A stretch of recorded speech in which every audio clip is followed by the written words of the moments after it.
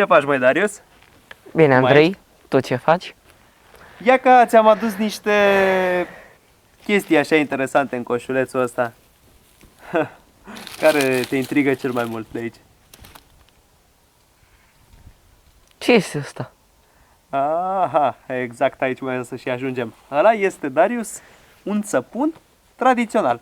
Așa cum îl făcea și bunica ta, și străbunica. Tu l-ai făcut manual? Da, să spunem așa, manual. E făcut din untură de porc. Da. Nu seamănă deloc cu cel de la magazin. Da, da, exact. Chestia asta mă așteptam să o și remarci. Ei bine, el nu seamănă cu cel de la magazin pentru că fundamental e un alt produs, e ceva complet diferit. Și să știi că chestia asta înseamnă că are și niște proprietăți foarte bune. Atât pentru tine, dar și pentru istoria meșteșugurilor. Foarte interesant. Andrei, ce este aici? Poți să ghicești oare ce avem aici? Ceva. Da, cu siguranță este ceva în acest castron. Este ingredientul esențial pentru săpun, și anume untura. Untura de porc.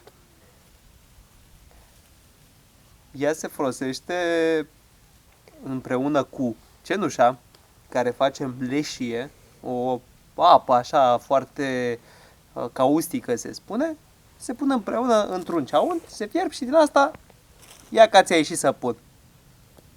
Desigur, acum mai ai și câteva ingrediente, cum ar fi niște pelin ca să dai un miros plăcut săpunului, așa se făcea pe vremuri, iar ca săpunul să se lege bine, la un moment dat pui și puțină sare, sare de bucătărie.